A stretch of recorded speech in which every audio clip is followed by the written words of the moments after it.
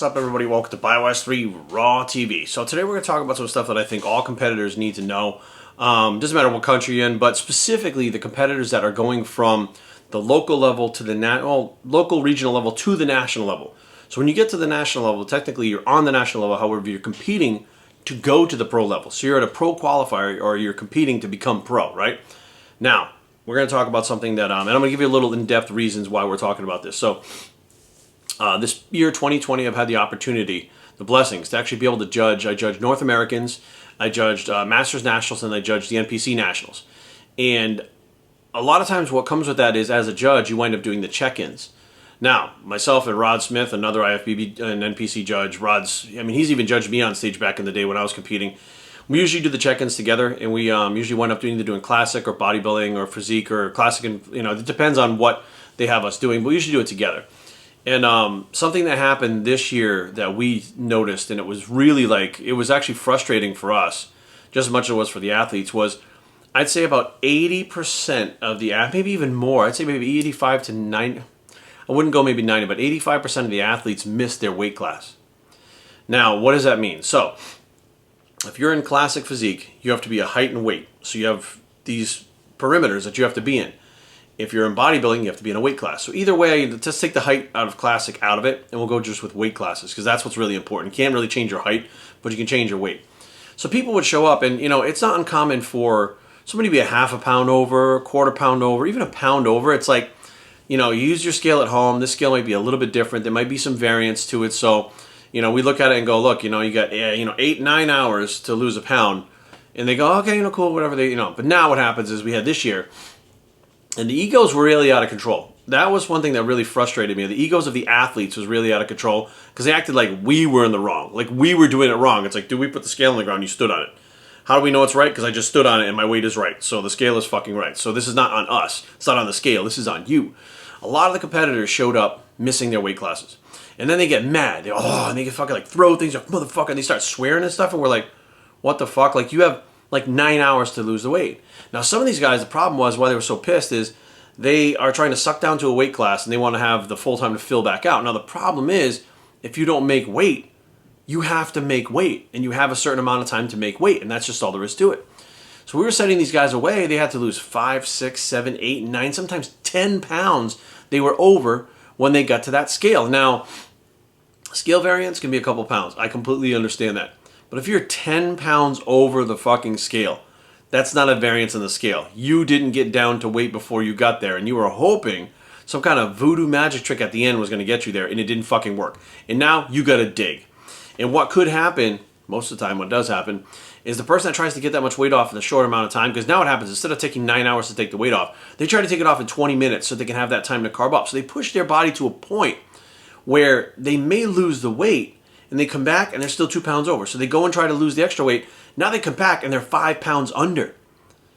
And they don't realize what they just did to themselves. Like when you're in that point and you're pushing yourself in one direction, you try to go back in the other direction, the body doesn't always react the way that you want it to react, right? Hormonally, it changes when you're doing these things. When you try to jump the other way, hormonally, it can't change that fast. So it definitely throws a monkey wrench into your plan. If you're trying to lose 10 pounds on the day of the weigh-ins when you should have been on point, So this is what I personally can explain to you guys and help you with what I'm about to talk about right now. So we had these guys that were pissed, and they felt like believe me, I understand you train 18, 20 weeks, maybe 52 weeks, maybe a whole year, whatever the case may be, and you get there and it's not going as planned. Well, newsflash, contest preps don't go as planned, period. There isn't one perfect contest prep anywhere that anybody's had at any time in the history of the world, period. There's always something that goes wrong, some obstacle that comes up that you got to get past. And this is just one of those things before you get on the stage. And you know what? The obstacles are not done until you have your trophy in your hand and you're sitting down eating your meal after the show. I mean, there could be something coming up right before you walk on stage. Your blood sugar could drop and you fucking might be out of it. And you might not, there's so many things. Dehydration can take place while you're on stage. You start to see spots, get headaches, start to pass out.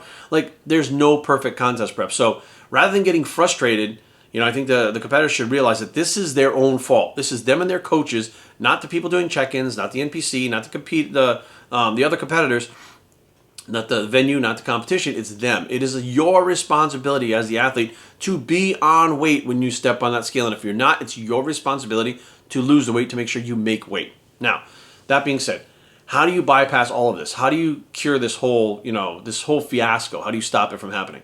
Very simple. This same show that I was doing check-ins, I did not judge, I did check-ins. I had my client Jorge, which I shouldn't say client. He's like my closest friend. I always wind up saying client, but he's not a client. He's one of my closest friends. He's my training partner. But I prepped him like he was a client. Like I had to take emotion out of the situation because he was so close to me that I had to be like, Jerry the friend and Jerry the coach. I had to separate the two. And what I do as a coach is I decide this is what's best for the athlete, and I know it's going to hurt them. And then as a friend, I just support the course that we go down, right? So I support what the path is that we've decided to go down. So what we decided to do, and I thought it was a good idea, I said what we need to do is we need to be 2 to 3 pounds under on the scale at home. So we're going to shoot for 154 and a quarter was the cutoff. We're going to shoot for like 152, 151, somewhere around there. And that's what we're going to leave. He lives in Maryland, I live in Virginia, so that's what we're going to leave at. And what I want you to do is when you get there to the venue, because I was flying in the day before, when you get to the venue, drop your shit off at the room, come right to the check-ins, right? So that way there, if there's any differential on the scale, even if it's 1 or 2 pounds over, we have like 10 hours to get it off. I said, but it's not going to be 4, 5, 6 pounds. It'll be the most minimal amount of weight that you'll have to lose because we're shooting under. And so what we did was we pushed his body to that point. Now it's different if you lose it over 16 weeks to get there as opposed to like 2 hours. The body has time to bounce back because you're basically just maintaining that weight when you get there. And as soon as you weigh in, you can start eating and then your body responds as opposed to trying to pull the weight off, going back in one direction, then trying to feed the body in the other direction. And now you just flip a coin whether or not it works. It's haphazardly throwing caution to the wind, hoping that something works because you can't control the situation because you've been doing something else. So what I didn't know was he brought his scale with him, and he brought the scale at the airport. He literally got off the plane, and he took the scale in the bathroom, and he stripped down. He had his posing trunks on. He flew in his posing trunks. He stripped down. He got on the scale. He was still 3 pounds under. Cool. So you're not 54. You're about 51, right? Okay, 52, 51. I think it was like 50, 52, 1.5 or something like that in the airport. They get the rental car, him and his wife Yumi, they drive to the venue, they get in there, he gets on the scale and he made 152 on the button. Boom. So the scale was slightly over a little bit compared to his other scale. However, we had taken that into account. He made weight without a problem, and as soon as he stepped off that scale, he was literally eating as soon as he stepped off the scale. Ready to go. We were standing there talking and filming, and he was already eating his meal. He hadn't eaten that whole day, he hadn't drank water that whole day. He needed to make weight, and he was too big for that class. So in order for him to make weight, we had to pull in some wrestling tactics. He used to be a wrestler also in high school to really starve him down and get him into that weight class. We did. He won with straight first place votes. His conditioning was harder than anybody in the class. He was one of the most conditioned guys in the whole show. And he was one of the bigger guys. He had legs that could literally keep up with 2 weight classes ahead of him. So it was all about planning and making sure all those bases were covered and the fucking T's were crossed and the I's were dotted and you were ready. You did your homework. It's not just about going in the gym and training. It's not just about eating chicken breast and broccoli. There's a whole plan that comes together. And this is not just something that you do haphazardly. Like, again, I see these guys that can't pose. Like, dude, if you're going to a pro qualifier and you can't pose, or some of them didn't even bring music, they just put on whatever.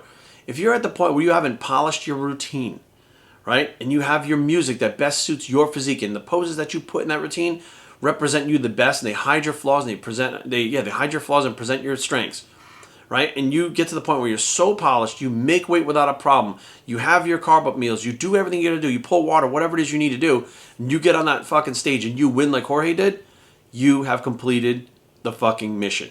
You have taken the plan from fucking A to Z and completed the plan successfully and attained your goal. Now, there are going to be variables that you can't control. That was the thing with Jorge. I wanted to make sure we controlled every fucking variable we possibly could. Whatever we couldn't control, we couldn't control. So we did everything. It was sleep, it was training, it was food, it was water, it was fucking the flights, it was, we had multiple times we'd weigh him in a day to see where he weighed with food and without food, so that way that we know, look, if maybe he can't eat before he gets there. There was so many fine details that went into that people don't understand. And they just see the final product. They see him win his class with straight first place votes and become pro. And they have no idea what he did. I guarantee those other guys in the class didn't go to the extreme that he did. I guarantee those other guys didn't go to those fine details. The devil's in the details. I say that all the time. It's just not a broad thing like calories in, calories out. No, there's so much that goes into this manipulation of macros. And especially when you're competing, there's so many little things to do when you're competing to be successful that I wish I knew back in the day. It took me failing over and over and over again to learn these things. It took me becoming an NPC and an IFBB judge to understand what else could be done to control variables. Like it took me till I was 44 years old to understand how to control these things the way that we did to get the outcome that we wanted. Now, do the judges always give you the outcome you want? No. However, we controlled everything to a T. There was nothing, I mean, there were things that came up, obstacles that he had to overcome. But let's be real. It was, everything was literally lined up in place where it needed to be. And you could see it. Everything was just falling into place through the whole prep. Everything was lining up. And I'm looking at it going, the only way he's going to get beat is if somebody genetically is better than him. That's it. And at that point, there's nothing you can do about that. Like, you can't control that part. So we controlled everything that we could, walked away with the victory that we were hoping for. He's now an IFBB pro, and now he's putting weight back on. I think he's up about 15, 20 pounds in like 2 or 3 weeks. But it's like he didn't blow back up again. The reverse diet was something that we talked about. Maintaining the weight and not pushing it. We're in the gym training now, but we're not training too heavy. We're not training too hard. Like, everything is planned methodically to make sure that the outcome that we want is most likely going to happen, right? And if it's not going to happen, we need to know what variables are in place right now that we need to change. So we anticipate the variables to know that if something goes wrong, we already planned for that going wrong. That was another whole thing. Like, if you're going to go again on that scale to be a pro, you should be polished with your posing, your presentation, your tan should be good. You should have picked out music and not just relied on whatever they want to throw up there, which means that you have no routine plan, you're just going to go pose. You should have music that represents your physique and who you are, your personality, because that's what the music is all about. That's why you have the posing routine. The trunks color, the cuts, everything like that. You know what I mean? What you have to do to get on the scale. I mean, how much oil to put on there. Like, every single one of these things matters, despite what many people out there would say. They say it doesn't matter. And I say, look, we just came to NPC Nationals, which is the most premier, prestigious show that you could possibly do in the NPC, which many people would agree to. And we just walked away with straight first place votes. And this is the second time that I've done it with two different competitors. One was Rich Siegelman. The other one was Jorge Villatora. So there's two people that we brought in the same exact way and controlled everything the same exact way, which, I'll be real with you guys, this is a lot of work for a coach to do this stuff, right? And most of the time, coaches can't put this much into their clients. Like, this just is like a very hard thing to do, but it can be done. And both outcomes were exactly the same. Every time we controlled every single variable that there was, even the things that people didn't care about, both of my athletes walked away with straight first place votes and their pro cards at the Nationals. So I look back and I go, okay, like, there's not a lot of people that are willing to go to that length. Like, how many people do you know are willing to put their posing trunks on, get on a plane, get off, take the scale, go into the bathroom, and weigh themselves when they get off the plane? Now, I'm sure there are plenty of people that are willing to do that. But how many coaches would do that and think about that? How many competitors would think about that? How many people would plan that far ahead? I mean, literally, we had guys all day long that didn't make weight, and they were frustrated because it wasn't part of their plan to try to make weight that day. But had they planned ahead for those variables that could go wrong, and they knew what was going to go wrong and planned for what was going to go wrong, so that when it did go wrong, they could act on it really quickly, turn it around, and still be on track, they wouldn't have had to lose all that fucking weight. They wouldn't have had to change their plans. They would have already had a plan in place for something going wrong. So it's my advice, if you guys are going to compete on that level for pro, you should be looking like a pro. You should be acting like a pro. You should be carrying yourself like a pro. You should be a pro before you even turn pro. Okay, because being a pro is not about just having that pro card. Being a pro is not just about just having the physique. Being a pro is about knowing how to prep for competitions like a pro and not leaving little things unchecked that could take that opportunity away from you to win that class, that title, that show, whatever the case may be. Like, you have to plan for the variables, and if you don't, you're just doing yourself a disservice. That's all there is to it.